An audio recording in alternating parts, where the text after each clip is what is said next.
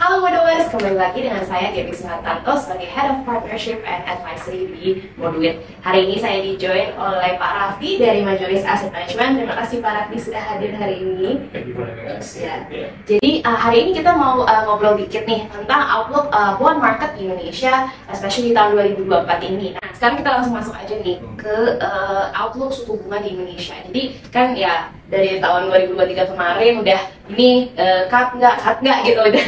Dari Majoris sendiri outlooknya seperti apa tuh Pak? Majoris sendiri sih melihatnya tahun ini kita akan ada cut bunga tahun ini, cuman saya sih lebih melihatnya setelah second pada saat di second half ya, dari first half.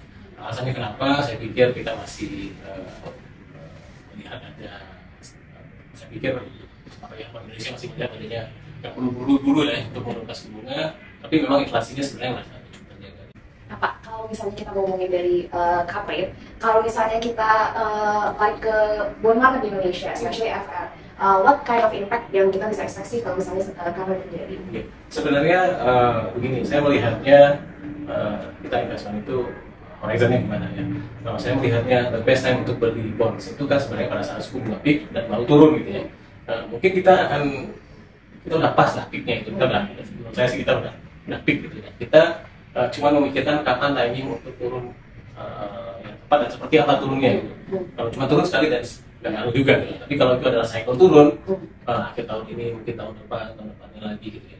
Itu something yang sangat menarik bagi pasar KKR gitu. Jadi saya melihatnya view yang Majoris adalah ini kita bisa multi year nih, tahun ini dekat, tahun depan dekat lagi, jadi sehingga formatnya tahun depan sih akan menghasilkan return yang sangat baik ya.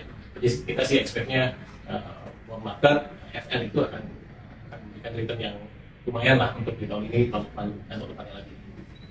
Nah, speaking of FR, ini kan dari Majoris ini ada satu produk Majoris obligasi utama Indonesia yang most of the portfolio itu adanya di FR. Nah, ini boleh kasih background dikit ya nih Pak tentang this product strateginya, terus performance seperti apa? Iya, sebenarnya obligasi utama ini bisa invest di FR, government bond, baik yang konvensional maupun yang syariah, bisa invest di korporasi sebenarnya. Cuma kita merasa pada saat ini optimalnya itu diisi dengan FR gitu, government bond, karena kita punya view yang tadi saya bilang, kita melihat bahwa the best time untuk invest di FR itu adalah pada saat suku bunga peak dan arahnya mau turun. Makanya kita lihat portfolio kita isinya, kalau boleh dilihat kelihatan juga kan ya, tapi kan isinya mostly FR semua gitu. Dan kita merasa bahwa ini the best combination saat ini. Meskipun sebenarnya kita sih bisa beli corporate loan ya, tapi I think it's lebih optimal kita invest di FR.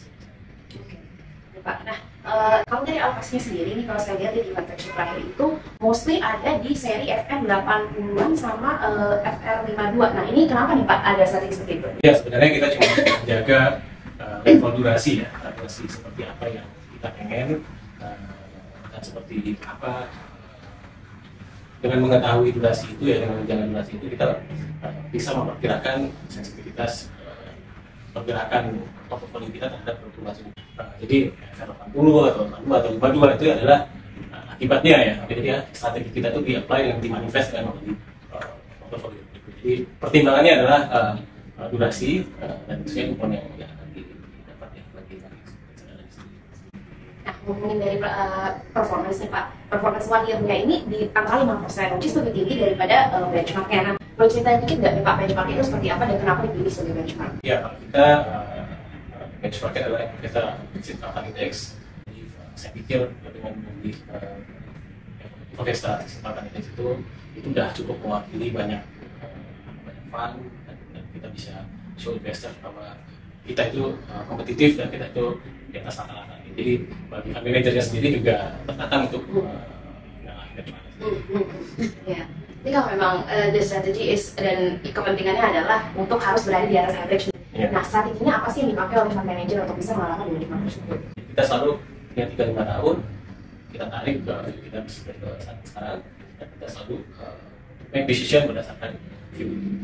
Tapi kan nggak segampang itu, karena apalagi di dunianya lebih dinamis saat ini ya, kita nggak bisa sih ikut 3-5 tahun. Tapi kita selalu juga lihat bahwa perkembangan makroekonomi di dalam negeri maupun di luar negeri, maupun cash arus dana dari luar negeri itu juga faktor penting juga saat ini, di mana lebih banyak investor invest di jangka yang lebih pendek. Tapi kadang-kadang mengalami return yang cukup signifikan juga. Jadi kombinasi yang kita merasa perlu ya, long termnya seperti apa, 3-5 tahunnya seperti apa.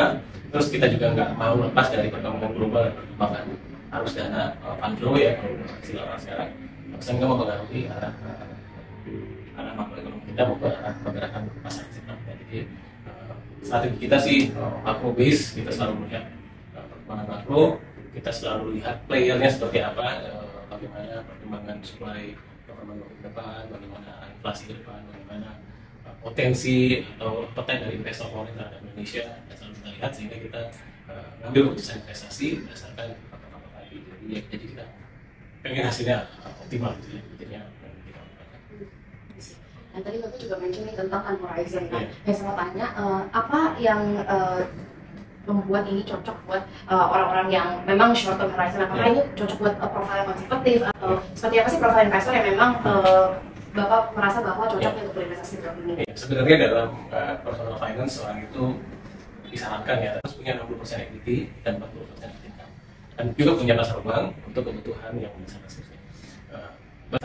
Ini juga salah satu aset alokasi yang penting juga bagi investor. Jadi dari dia konservatif, dia agresif gitu ya, tapi 0% boleh dibilang moderate ya. Jadi harus punya investasi singkat sih menurut kita, harus punya investasi equity juga. Jadi cocoknya buat siapa ya? Mungkin buat yang moderate dengan view mungkin sampai 3-5 tahun. Dan saya pikir buat yang pendek pun bisa sih memanfaatkan timing. Misalnya kayak saya cerita tadi bahwa pada saat peak interest rate itu adalah saat yang beli fixed income. Nah, going back to yang tadi Bapak bilang, kalau interest rate sudah peak, artinya itu adalah time to buy. Nah, kebetulan mungkin kita udah agak lewat nih sedikit daripada peaknya. Apakah sekarang masih boleh beli, Pak? Ya, boleh banget sih menurut saya. Jadi kan kalau kita invest di fixed income itu dapat dua hal ya. Pertama kita dapat kuponnya, terus yang kedua kita dapat capital gain-nya. Porsi kuponnya itu kan akan mirip-mirip lah, pasar bagus, pasar nilai gitu ya. Kuponnya kan nggak banyak yang berubah gitu. Jadi kalau di average fixed income kita itu mungkin sekitar 6% before tax ya, atau 5-6% before tax. Kalau kita dapat capital gain, jadi 6% plus. Jadi bagi saya kita masih di peak interest rate ya. Kita perlu turun lah. Jadi saya masih menganggap ini peak ya. Jadi saya pikir ya, it's time banget gitu untuk invest di fixed income. Thank you Pak Raffi buat insight-nya. Semoga bermanfaat buat teman-teman juga. Jadi seperti Pak Raffi bilang, sekarang adalah waktu yang tepat nih buat masuk ke obligasi di Indonesia. Kita bisa mengunci suku bunga yang tinggi nih sebelum nanti ada terjadi cut rate. Seperti tadi Pak Raffi sudah ceritakan, kemungkinan akan di second half of this year. Jadi semoga konten ini bermanfaat ya buat teman-teman. Jangan lupa juga buat like, comment, dan subscribe. See you next time, teman-teman.